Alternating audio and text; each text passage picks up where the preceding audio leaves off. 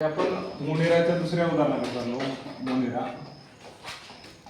या मोनेराचा अभ्यास करत असताना आपण काय करायला लागलो बघा की या शब्दाची निर्मिती कशी आहे. वायब्रिओ, लॅटिन शब्द वायब्रेर आहे. काय वायब्रेर, थरथरणे किंवा कंप. काय होते? थरथरणे किंवा कंप. आता याचा आकार जर पाहत असाल कसा, तर आपला स्वल्पविराम हे अशा पद्धतीचं जे राहतं आहे की नाही, ते तशा पद्धतीचं उलट दिलेलं आहे. ठीक आहे. मग हे कॉमा सारखा दिसते. कॉमा, मामा नाही, कुणासारखा दिसते? कॉमा दिसते. आणि याचा आकाराचा जीवाणू, त्याच्यानंतर कॉलेरा. कॉलेरा रोग निर्माण करणारा जीवाणू याला म्हणतात की कॉलेरी किंवा कॉलेरा याला आपण म्हणतो.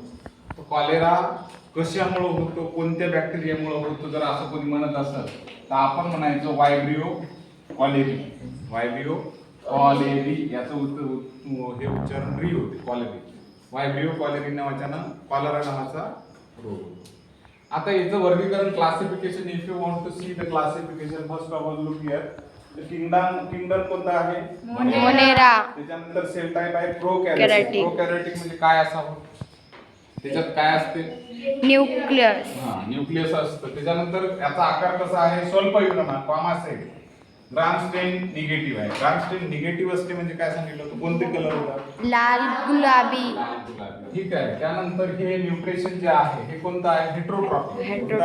हेट्रोट्रॉपिक म्हणजे दुसऱ्यावर अन्न निर्माण करणारे. ठीक आहे. पहिले उदाहरण आपण ऑटोट्रॉपिकचे बघितले. हे हेट्रोट्रॉपिकचं वायब्रिओ कॉलेरा, म्हणजे याला दुसऱ्याकडून अन्न घ्यावं लागतं. मोटेरिटी एक ध्रुवीय फ्लॅगेलियम च्या सहाय्याने चलनशीलता, म्हणजे एक साइडलाच नाही का ते काय होते? मूवमेंट करते. एक ध्रुवीय, त्याला मोटेलिटी असं म्हणतात जातं. त्याच्यानंतर बघा इथला जर आकार बघत असाल, आकृती, मॉर्फॉलॉजी ज्याला आपण म्हणतो, आकार बघा कसा. Size 1.5 3.5 micrometre. त्याच्यानंतर 0.5 to 0.8 रुंदी, लांबी रुंदी दिलेली आहे त्याची. ठीक आहे. हे पाहिजे, हे फ्लॅगेलम याच्या सहाय्यानं हालचाल होत असते. तर मुवमेंट करण्यासाठी कोण कामी येतं? तर कोण कामी येते? कोण कामी येते? फ्लॅगेलम. ओके. हे सेलची बॉडी वेट, कॉमा शेप आहे. नंतर हॅबिटेट ज्याला म्हणतो आपण, की आदिवासी कुठं राहतात बरं? हे जे आपला वायब्रिओ कॉलेराचे सगळे म्हणजे समजा आपल्याला जीवाणू आहेत वायब्रिओ कॉलेराचे, ते कुठं सापडतात? दूषित पाणी. त्याच्यानंतर दूषित अन्न. आणि त्याच्यानंतर हे जे आपल्याला आतड दिसायला लागलं, हे आपल्या आतड्याचा भाग आहे. इथं दिसायला लागला. तर अशा पद्धतीच्या आतड्यात मायक्रो लेवलला नाही तर हे स्मॉल इंटेस्टाईन मध्ये सापडतात आपला वायब्रिओ कॉलेरा. त्याच्यानंतर बघा की रोग, त्याच्याबद्दल थोडीशी अजून. कॉलरा प्रामुख्याने लहान आतड्यात सापडतात. कुठे सापडतात? प्रामुख्यानं लहान आतड्यात. त्यानंतर टॉक्झिन, विष आणि कार्यप्रणाली कशी राहते याची बघा की कॉलेरा टॉक्झिन तयार करतो. कोणतं? इंट्रोटॉक्झिन किंवा त्याला कॉलेरा टॉक्झिन असं म्हणतात. की हे कोणतं विष तयार करते? Cholera toxin. कोणतं? किंवा इंट्रोटॉक्झिन, त्याला काय म्हणायचं? इंट्रोटॉक्झिन. हे विष लहान आतड्याच्या आवरणातील इपिथेलियल सेल मध्ये, म्हणजे हे पहा आपले जे स्मॉल इंटेस्टाईन, हे आतड आहे ते स्मॉल इंटेस्टाईनचं, ते या स्मॉल इंटेस्टाईनचा वरचा भाग हे जे आहे ते इपिथेलियल सेल आहे. कोणत्या सेलात आहे? Epithelial cell. आणि या इपिथेलियल सेल मध्ये एक अशा पद्धतीचा नाही का काय आहे? सायक्लेज, म्हणजे ज्याला आपण काय म्हणू शकतो? एन्झाईम. काय आहे? एन्झाईम. तर हे एन्झाईम काय करते? सक्रिय करते. कोणाला सक्रिय करते? ॲडेनिलेट सायक्लेजला. कोणाला? ॲडेनिलेट सायक्लेजला. कोणाला? आणि त्यामुळं सी कॅम्प वाढते. परिणामी सोडियम, क्लोरीन आणि पाणी आतड्याच्या बाहेर फेकले जाते. आता आपल्याला प्रॉब्लेम येते की जेव्हा आपल्याला काय होत असते? विषबाधा होते याची. कॉलरा झाला म्हणला. कॉलरा झाला की आपल्याला उलट्या व्हायला लागते, संडास, अतिसार, अशा पद्धतीचे प्रॉब्लेम क्रिएट होतात.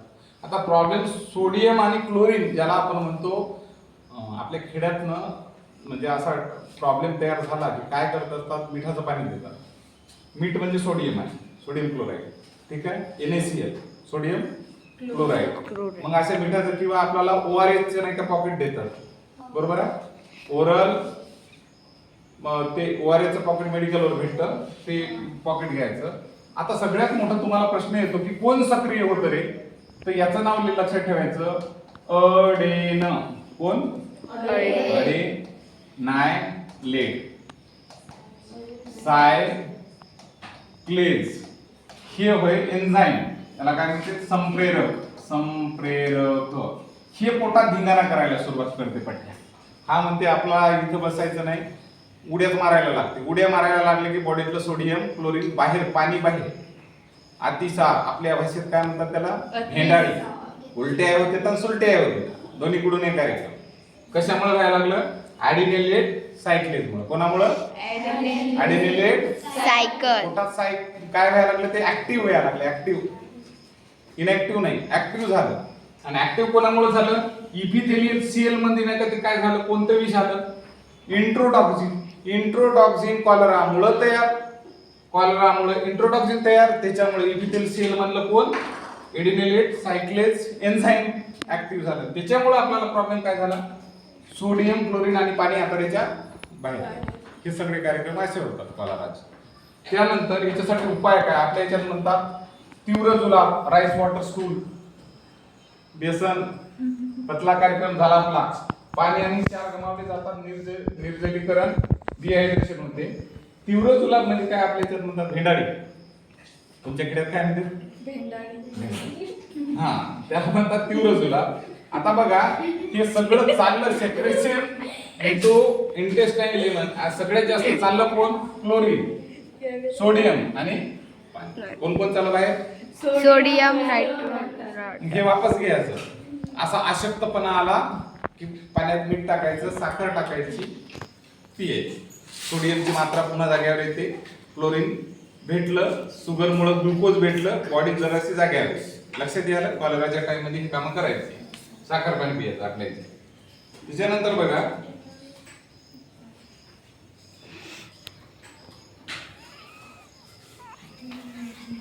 इथं बघा संसर्गाचा मार्ग कोणता आहे? ट्रान्समिशन, मोड ऑफ ट्रान्समिशन कसं व्हायला लागतं? फेको ओरल रूट, मल मुख मार्ग. आपण काय म्हणतो? मल मुख मार्ग. मल म्हणजे तुम्हाला माहित आहे, बरोबर आहे. आणि मुखाचा मार्ग हे मम्मू म्हणतात त्याला. मम्मू, मल आणि मुख याच्या माध्यमातून कॉलरा होतो. मम्मूच्या माध्यमातून मल आणि मुखद्वार. आता दूषित मल हे पा, हे येतं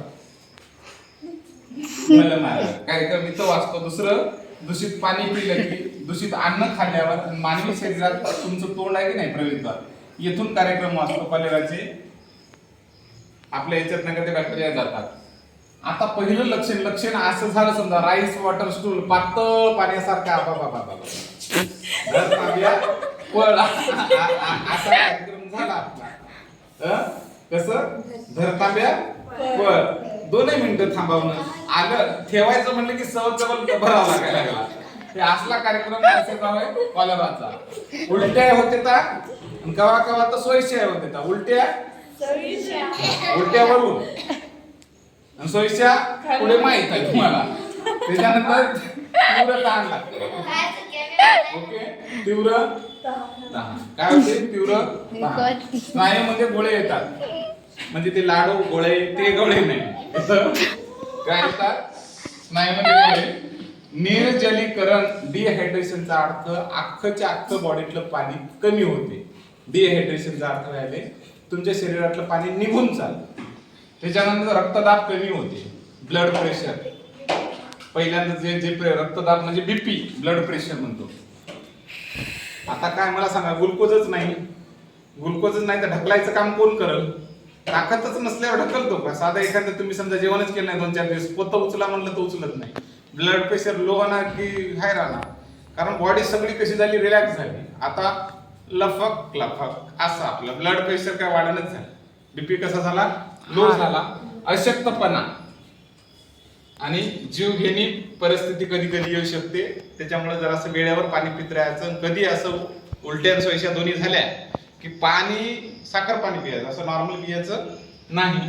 त्याच्यानंतर लक्षात घ्या, प्रतिबंध, प्रिव्हेन्शन काय घ्यायचं? स्वच्छ पाणी पिणे, हात स्वच्छ धुणे, अन्न स्वच्छ आणि शिजवून खाणे. त्याच्यानंतर कॉलरा लस घेणे, त्याला म्हणतात OCV. त्याच्यानंतर ORS काय आहे? ORS म्हणजे काय आहे? Oral rehydration solution.